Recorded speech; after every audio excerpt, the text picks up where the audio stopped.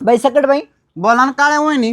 त्या नीलमच्या हळदी कुकाच्या कार्यक्रमाला कमून नव्हती आली बाई तू? नाही आले बाई, मला माहिती ना ती बाया किती हलकट आहे म्हणून. बरं झालं नाही आली बाई तू. तिने काय वाटलं माहिती का, प्लास्टिकचे चमचे त्याने काय मी काही खीर पिऊ का आता बाई?